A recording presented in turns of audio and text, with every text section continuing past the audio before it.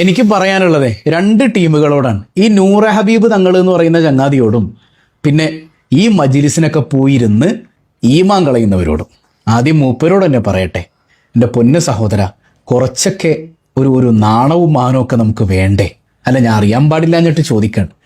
ഒരു മനുഷ്യനാകുമ്പോഴേ കുറച്ചൊക്കെ ഒരു നാണവും മാനവും ഒക്കെ ഇല്ലെങ്കിൽ വളരെ മോശമല്ലേ അല്ലേ? ഈ സമൂഹത്തിൻ്റെ ഇടയിൽ ജീവിക്കുമ്പോൾ ഇത്ര ആഭാസകരമായ രീതിയിൽ സംസാരിക്കലൊക്കെ അയ്യയ്യേ വളരെ മോശമല്ലേ, വളരെ മോശമല്ലേ?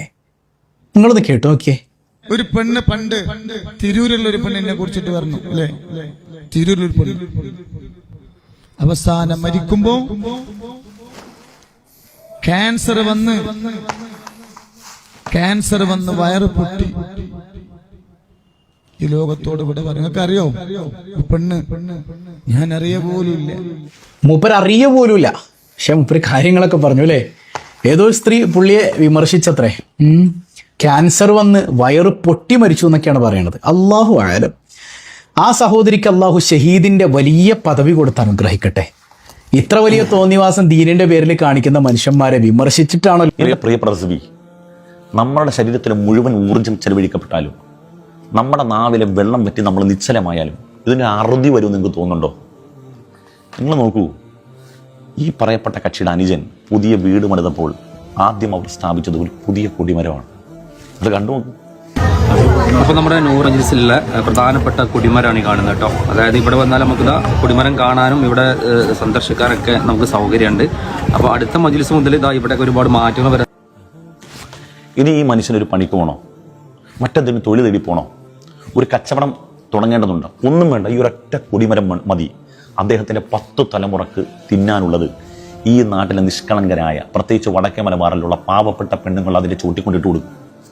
വടക്കേ മലബാറിലെ പ്രവാസ ലോകത്ത് മരുഭൂമിയിൽ കിടന്ന് കഷ്ടപ്പെടുന്നവൻ അധ്വാനിക്കുന്ന വിയർപ്പിൻ്റെ ഭാഗം വീട്ടിലേക്ക് പെണ്ണുമ്പളൊക്കെ അയച്ചു കൊടുക്കുമ്പം ആ പൈസ അങ്ങനെ തന്നെ ഈ കൊടിമരത്തിൻ്റെ ചൂട്ടിച്ചെല്ലും. റസ്ബി, നമ്മൾ പറഞ്ഞ് തോറ്റുപോകും. 100% നമ്മൾ പറഞ്ഞ് തോറ്റുപോകുക എന്ന് പറഞ്ഞാൽ നമ്മൾ ബാത്തിലും അവർ ഹക്കായതുകൊണ്ടല്ല. എനിക്കും റസ്വിക്കൊക്കെ എത്ര പ്രായമുണ്ട് നോക്കൂ. ഞാൻ 34 വയസ്സുകാരനാണ്. 92 ജനിച്ച ആളാണ്. റസ്വി എൻ്റെ അനുജനാണെന്ന് ഞാൻ വിചാരിക്കുന്നത്, ഇല്ലെങ്കിൽ എൻ്റെ സമപ്രായക്കാരൻ.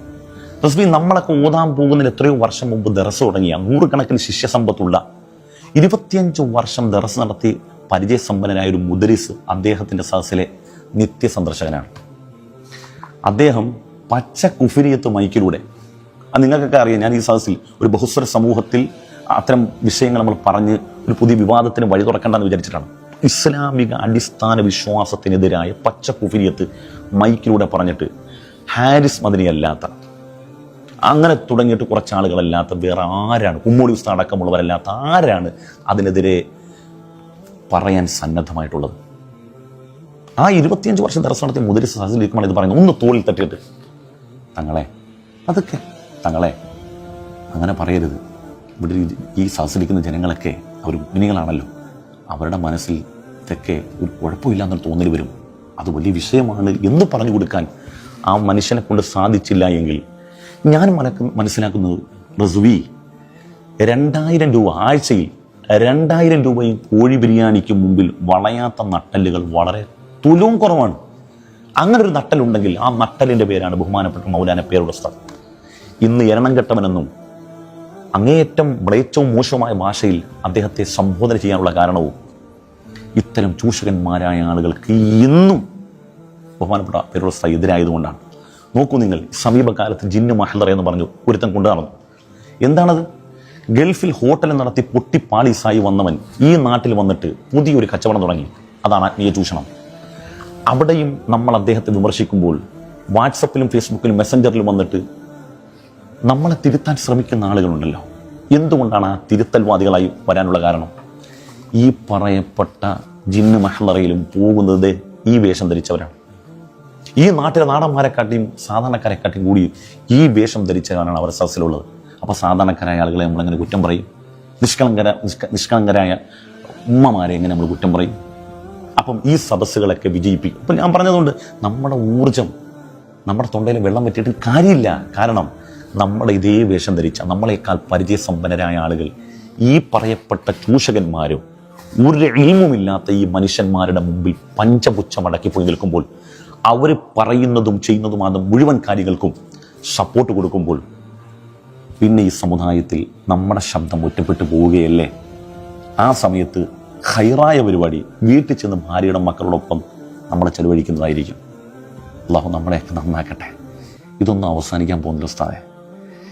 ഇതിൻ്റെയൊക്കെ ഒരു സുഖം പിടിച്ചു കഴിഞ്ഞോണ്ടല്ലോ, ഈ മേലനങ്ങാതെ തടിയനങ്ങാതെ ഇങ്ങനെ പൈസ വരുന്ന ആളുകൾ കൊണ്ടുവന്ന് 5000-ഉം 10,000-ഉം ലക്ഷക്കണക്കിന് രൂപ, ചിലപ്പം 7 ലക്ഷമൊക്കെ അങ്ങനെ റബ്ബറിട്ട് അങ്ങോട്ട് കൊണ്ട് കൊടുക്കുമ്പോൾ നമ്മുടെ ചുറ്റുവട്ടത്ത് 100 കണക്കിന് സ്ഥാപനങ്ങളുണ്ട്. കണ്ണ് കാണാത്തവർ പഠിക്കുന്ന, അതുപോലെ തന്നെ അംഗവൈകല്യമുള്ള, അതുപോലെ ബുദ്ധിപരമായി പിന്നോക്കം നിൽക്കുന്ന കുട്ടികളൊക്കെ പഠിക്കുന്ന, അല്ലെങ്കിൽ ദർശ വിദ്യാർത്ഥികൾ പഠിക്കുന്ന 100 കണക്കിന് സ്ഥാപനമുണ്ട്. ആ സ്ഥാപനങ്ങൾ അനുദിനം മുന്നോട്ട് പോകാൻ വേണ്ടി ഓരോ വീടിൻ്റെയും ഉമ്മറപ്പടിയിൽ റിസീവർമാർ വന്ന് കൈനീട്ടുകയാണ്. ഈ പൈസ ഒക്കെ അത്തരം ദർസുകൾക്ക് കൊടുത്താൽ, ആ കുഞ്ഞുങ്ങൾ 10 കിതാബ് വാങ്ങി ഓതിയാൽ നിലക്കാത്ത പ്രതിഫലം പരലോകത്ത് നിശ്ചലമാകാത്ത പ്രതിഫലം അവർക്ക് കിട്ടൂലേ? നിങ്ങൾ ഇനിയെങ്കിലും ചിന്തിക്കുക.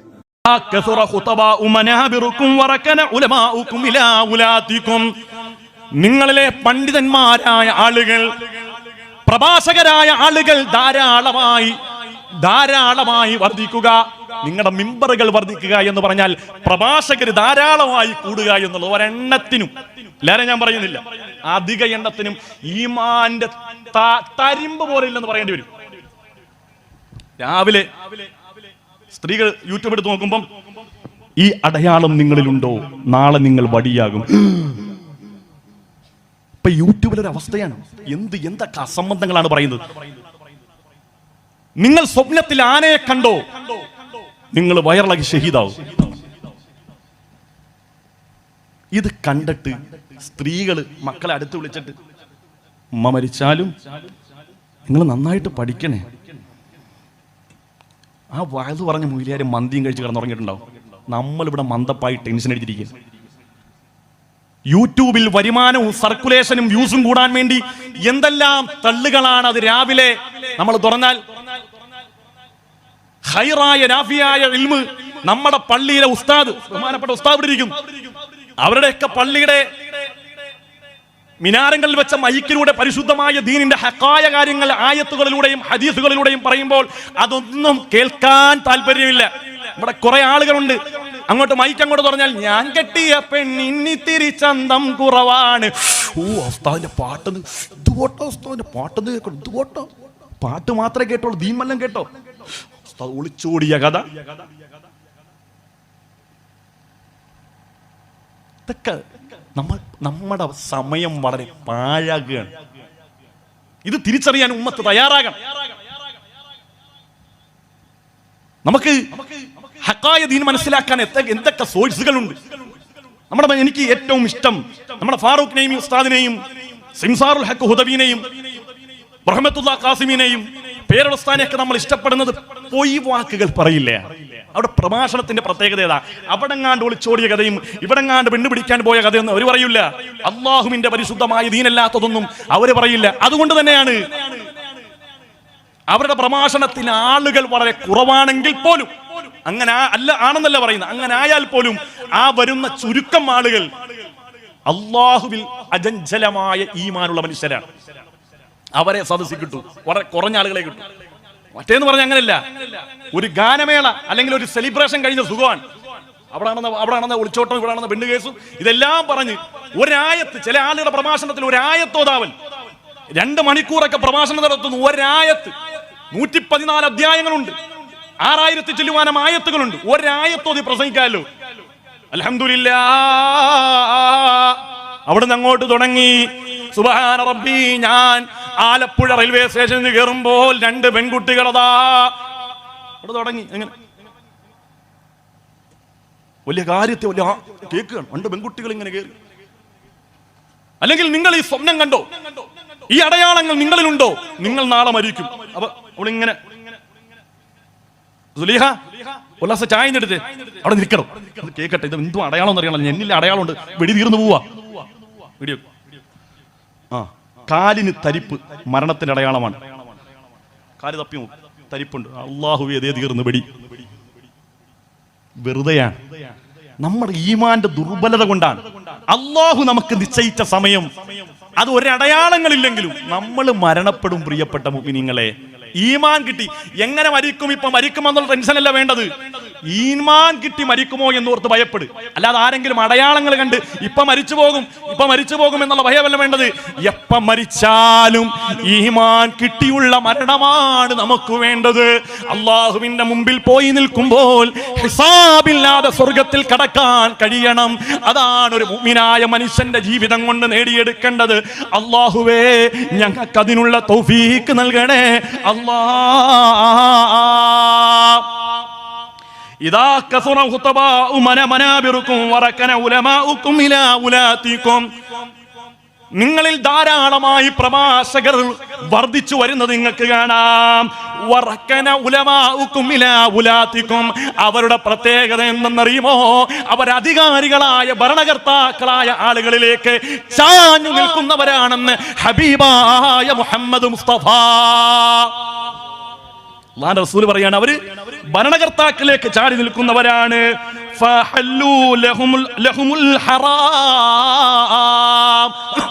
അവരുടെ പ്രത്യേകത, അവര് ഹറാമിനെ ഹലാലാക്കുന്ന ആളുകളാണ്. യൂട്യൂബില് വോഡ്കയുടെ, മദ്യത്തിന്റെ, റമ്മി സർക്കിൾ എന്ന ചൂതാട്ടത്തിന്റെ പരസ്യം വരുന്നു. നമ്മളിടുന്ന വീഡിയോയിൽ പരസ്യം വരുന്നു. ആ പരസ്യത്തിന്റെ കാരണം കൊണ്ട് കിട്ടുന്ന വരുമാനം മേടിച്ച് ആളുകൾ ചോദിക്കും, സാറേ യൂട്യൂബിലെ വരുമാനം ഹലാലാണോ? പിന്നെന്താ ഹലാലല്ലേ? എന്താ കാരണം? എനിക്ക് കിട്ടുന്നുണ്ടോ? തന്നെ എനിക്ക് കിട്ടിയ എനിക്ക് ലോട്ടറി അടിച്ചാൽ അന്ന് മുതൽ എനിക്ക് ലോട്ടറി ഹലാലാണ്. എന്റെ വാപ്പ പലിശ മേടിച്ചാൽ അന്ന് മുതൽ എനിക്ക് പലിശ ഹലാലാണ്. ആകാൻ പാടില്ല. അതാണ് അല്ലാഹുവിന്റെ റസൂൽ പറഞ്ഞത്, ഹമ്മുഹും ബുതൂൻ. വയറാണ് അവരുടെ പ്രധാനപ്പെട്ട ലക്ഷ്യം. അങ്ങനെ ആകാൻ പാടില്ല. അങ്ങനെ വന്നാൽ എന്താ പ്രത്യേകം? ഇതുകൊണ്ട് വന്ന് തിന്നാൽ ഹറാമായ പണം 50 രൂപ സമ്പാദിച്ചാൽ 50 ലക്ഷം ഹോസ്പിറ്റലിൽ കൊടുക്കേണ്ടി വരും പെങ്ങളെ. ഇത് അനുഭവമാണ്, പലരുടെയും യാഥാർത്ഥ്യമാണ്. നമ്മുടെ കണ്ണുകൊണ്ട് കണ്ട സംഭവങ്ങളാണ്. ആളുകളെ പറ്റിച്ച്, ആളുകളെ ചൂഷണം ചെയ്ത്, പലിശയിലൂടെ, ഹറാമിലൂടെ സമ്പാദിക്കുന്ന പണം കൊണ്ട് നമ്മുടെ മക്കളെ ഊട്ടിയാൽ, എന്റെ പ്രിയപ്പെട്ട ഉമ്മ, 50-ന് പകരം 50 ലക്ഷം മുടക്കിയാലും നമ്മുടെ രോഗം മാറില്ല ഉമ്മ. അല്ലാഹു നമുക്ക് ഈമാൻ തരുമാറാകട്ടെ. അല്ലാഹു നമുക്ക് ചിന്താശേഷി തരുമാറാകട്ടെ. വഹറമു അലൈഹിമുൽ ഹലാൽ. അവർ ഹലാലിനെ ഹറാമാക്കും, ഹറാമിനെ ഹലാലാക്കും. കണ്ടില്ലേ, വലിയ വലിയ നേതാക്കന്മാര്, പരിശുദ്ധമായ ഇസ്ലാമിന്റെ അസ്തിത്വം എന്താണെന്നും സ്വത്വം എന്താണെന്നും അറിയുന്ന വലിയ വലിയ നേതാക്കന്മാര് പോയിട്ട് അള്ളാഹുവിന്റെ ദീനിനെതിരായ കാര്യങ്ങൾ ചെയ്യുകയാണ്. എന്നിട്ട് അവർ പറയുന്ന ന്യായം എന്താ? ഇതൊക്കെ ഒരു ജനാധിപത്യ സമൂഹത്തിൽ, ഒരു മതേതര സമൂഹത്തിൽ നമ്മളൊക്കെ ജീവിക്കുമ്പോൾ അങ്ങനെയൊക്കെ ചെയ്യേണ്ടി വരും എന്നാ പറയുന്നത്. ജീവിതകാലം മുഴുവൻ മഹാനായ മമ്പുറത്തെ തങ്ങളുടെ ഖാദിമ് കോന്തുനായരാണ്. കാലം എത്ര കടന്നുപോയി മമ്പുറം തങ്ങളുടെ ഏതെങ്കിലും ഘട്ടത്തിൽ ബഹുമാനപ്പെട്ട ഖുതുബുസ്സമാൻ മമ്പുറം തങ്ങൾ അള്ളാഹുവിന്റെ പരിശുദ്ധമായ ദീൻ അനുവദിക്കാത്ത എന്തെങ്കിലും ഒരു കാര്യം മമ്പുറം തങ്ങൾ ചെയ്തിട്ടുണ്ടോ? എന്നിട്ടും പരിശുദ്ധമായ ഈമാൻ കാത്തു സൂക്ഷിച്ച് തന്റെ പ്രിയപ്പെട്ട സേവകനായി ബഹുമാനപ്പെട്ട കോന്തുനായരെ ഒപ്പം ചേർത്ത ഒരു ചരിത്രമാണ്, സംസ്കാരമാണ് നമ്മുടെ കേരളത്തിനുള്ളത്. ആരുടെയും ആചാരങ്ങൾ നമ്മൾ കടമെടുക്കേണ്ടതില്ല. നമ്മുടെ ചുറ്റുവട്ടത്ത് ക്ഷേത്രമുണ്ട്. അവർക്ക് ആരാധിക്കാനുള്ള സൗകര്യങ്ങളും ആരാധിക്കാനുള്ള സാഹചര്യങ്ങളും സ്വാതന്ത്ര്യങ്ങളും അനുവദിച്ചു കൊടുക്കലാണ് ഏറ്റവും വലിയ മര്യാദ. ഏറ്റവും വലിയ മതേതരത്വം എന്ന് പറഞ്ഞാൽ മറ്റുള്ളവരുടെ ആരാധനകളെ, അവരുടെ ആരാധ്യന്മാരെ നിഷേധിക്കാതെയും പരിഹസിക്കാതെയും ഇരിക്കലാണ്. കരാവിവ ശരീരസ്യ നേത്രയോരിമ പശ്മണി ആവിചാര്യം കുര്യത് തന്മിത്രം മിത്ര സമുച്ചതേ. ചാണക്യം പറഞ്ഞതാ, കരാവിവ ശരീരസ്യ നേത്രയോരിമ പശ്മണി ആവിചാര്യം കുര്യത് മിത്രം മിത്ര സമുച്ചതേ. തന്റെ അയൽവാസികൾ, തന്റെ സഹോദരങ്ങൾ, തന്റെ കൂടപ്പറപ്പുകൾ, തന്റെ സഹചാരികൾ, തന്റെ സതീർത്ഥ്യന്മാരായ ആളുകൾ, നമ്മളുടെ കണ്ണിന്റെ പോളകൾ, കണ്ണിന്റെ ഉള്ളിലേക്ക് എന്തെങ്കിലും വരുമ്പോൾ പോളെ അടച്ചുകൊണ്ട് കണ്ണിനെ സംരക്ഷിക്കുന്നത് പോലെ നിന്റെ സഹോദരൻ ഏതു മതക്കാരനായാലും അവനെ നീ സഹായിക്കണേ, അവനോട് സ്നേഹം കാണിക്കണേ, അവനെ നീ സംരക്ഷിക്കണേ എന്ന് പറയുന്ന മഹത്തായ വേദഗ്രന്ഥങ്ങൾ. അക്രിം ജാറക വലൗ കാന കാഫിറാ, മോനെ നിന്റെ അയൽവാസിയായ മനുഷ്യരുണ്ടല്ലോ, അവൻ ഏതു മതക്കാരനായാലോ അവനെ നീ അനാദരിക്കല്ലേ എന്ന് പറഞ്ഞ, അവനെ നീ ധിക്കരിക്കല്ലേ എന്ന് പറഞ്ഞ, അവനെ നീ ആക്ഷേപിക്കല്ലേ എന്ന് പറഞ്ഞ ഹബീബായ മുഹമ്മദ് മുസ്തഫ. ഈമാൻ പൂർത്തിയാകണമെങ്കിൽ പോലും ആ അയൽവാസിയോട് സ്നേഹം വേണം, ബഹുമാനം വേണം, ആദരവ് വേണം. ഏത് മതക്കാരനായാലും മൻ കാന യുഅ്മിനു ബില്ലാഹി വൽ യൗമിൽ ആഖിർ ഫഅക്രിം ജാറാ. നിങ്ങൾ അല്ലാഹുവിൽ വിശ്വാസമുള്ളവരാണോ, അല്ലാഹുവിന്റെ റസൂലിൽ വിശ്വാസമുള്ളവരാണോ, ഫഅക്രിം ജാറാ, നിങ്ങൾ നിന്റെ അയൽവാസികളെ ബഹുമാനിക്കണേ, ആദരിക്കണേ എന്ന് ഹബീബായ മുഹമ്മദ് മുസ്തഫ. ഏത് മതക്കാരനായാലും ബഹുമാനിച്ചേ പറ്റൂ.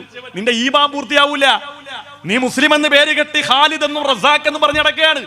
നിന്റെ അയൽവാസിയായ ആളുകൾക്ക് നീ ദ്രോഹമാണോ, നീ പ്രയാസമാണോ, നിന്റെ വാക്കുവിനെ അവർ ഭയപ്പെടുന്നുണ്ടോ, നിന്റെ പ്രവൃത്തിയെ അവർക്ക് വെറുക്കുന്നുണ്ടോ, മോനെ ലാ യദ്ഖുലുൽ ജന്ന, നിനക്ക് സ്വർഗമില്ലെന്ന് ഹബീബായ മുഹമ്മദ് മുസ്തഫ. അല്ലാഹു ഈമാൻ തരട്ടെ, അല്ലാഹു നമുക്ക് ഈമാൻ തരട്ടെ. അതുകൊണ്ട് പ്രിയമുള്ള മുഅ്മിനീങ്ങളെ, നമ്മൾ ഒരിക്കലും മറ്റുള്ളവരോടുള്ള ബഹുമാനവും സ്നേഹവും എന്ന് പറഞ്ഞാൽ അത് ധാർമ്മികമായി പരിശുദ്ധം ഇസ്ലാം അതിനൊരു ഫ്രെയിം, ഒരു സ്ട്രക്ചർ അല്ലാഹുവിന്റെ റസൂൽ പറഞ്ഞിട്ടുണ്ട്. സഹായിക്കണം, സ്നേഹിക്കണം, ആവോളം സഹായിക്കണം. എന്ത് പ്രതിസന്ധി വന്നാലും നമ്മൾ അവരോടൊപ്പം സഹകരിച്ചു നിൽക്കണം. പക്ഷേ ആരാധനകൾ വിഷയം വരുമ്പോൾ, ആഘോഷങ്ങൾ വരുമ്പോൾ അവരുടെ ആഘോഷം അവർ വേണ്ട രൂപത്തിൽ അവർ ആഹ്ലാദിക്കട്ടെ. നമ്മൾ അവർക്ക് അതിന് സ്വാതന്ത്ര്യം കൊടുക്കും. ഏത് മതവിഭാഗത്തിന്റെ ആഘോഷം വന്നാൽ നമ്മൾ മതേതരത്വം കാത്തു സൂക്ഷിക്കാൻ വേണ്ടി നേരെ എനിക്ക് അമ്പലത്തിന്റെ അകത്ത് കയറണം, ശ്രീകോവിലിന്റെ അകത്ത് കയറി എനിക്ക് 2 റക്അത്ത് നിസ്കരിക്കണം ഒന്നും പറയാൻ പാടില്ല. കാരണം ആ മതത്തിനൊരു നിയമമുണ്ട്. ശ്രീകോവില് അവർ പരിശുദ്ധമായിട്ട് കാണുന്ന സ്ഥലമാണ്. അതിനെ നമ്മളെ ഒരു കാരണവശാലും നിന്ദിക്കാൻ പാടില്ല. അതുപോലെ തന്നെ പള്ളിയും അതിന്റെ മെഹ്റാബും അതിന്റെ ചുറ്റുവട്ടവും പരിശുദ്ധമായ സ്ഥലമാണ്. മറ്റുള്ളവരും അതിനെ ആദരിക്കുകയും ബഹുമാനിക്കുകയും വേണം. ഇങ്ങനെ പരസ്പരം സ്നേഹിച്ച് ബഹുമാനിച്ച് പരസ്പരം ആവോളം സ്നേഹിച്ചും കൊടുത്തും വാങ്ങിയുമായിരിക്കണം നമ്മുടെ ജീവിതം. അല്ലാതെ ഏതെങ്കിലുമൊക്കെ ഭരണ നേട്ടത്തിന് വേണ്ടി, ആളുകളുടെ തൃപ്തി കിട്ടാൻ വേണ്ടി, ജനാംഗീകാരം കിട്ടാൻ വേണ്ടി മതേതരത്വമാണ് എന്ന് മനസ്സിലാക്കി അല്ലെങ്കിൽ എന്ന് കരുതി അള്ളാഹുവിന്റെ പരിശുദ്ധമായ ദീനിനെ നമ്മൾ വിൽക്കാൻ പാടില്ല. അള്ളാഹുവിന്റെ പരിശുദ്ധമായ ദീനിനെ നമ്മൾ കളങ്കപ്പെടുത്താൻ പാടില്ല. എന്റെ മുത്തുമുഅ്മിനീങ്ങളെ, പരിശുദ്ധമായ ഇസ്ലാം നിർദ്ദേശിച്ചത് പ്രകാരം ഖൈറായ രൂപത്തിൽ ജീവിച്ച് അവസാനം ആഖിബത്ത് നന്നായി മരിക്കാൻ അല്ലാഹു നമുക്ക് സൗഭാഗ്യം നൽകട്ടെ.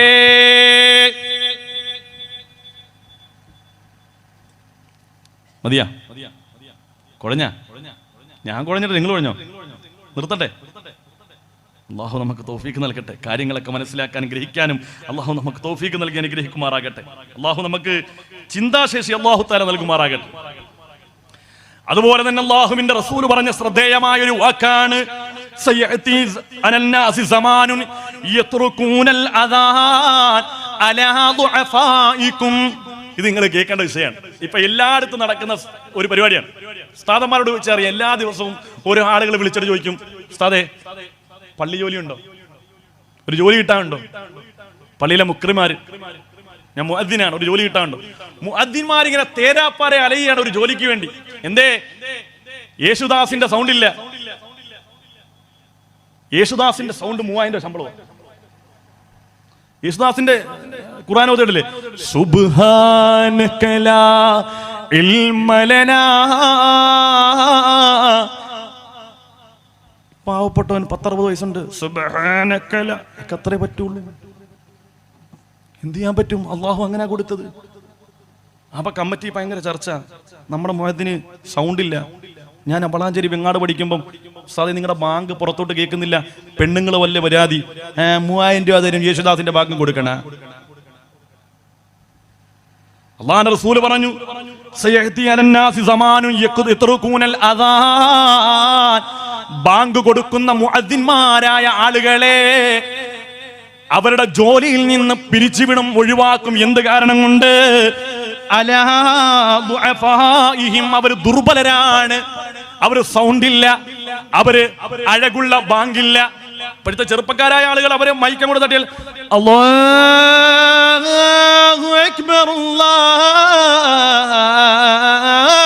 അക്ബർ. അപ്പൊ നമ്മുടെ പള്ളിയിൽ ഉസ്താദ് അല്ലാഹു അക്ബർ ഒക്കെ അത്രേ പറ്റുള്ളൂ.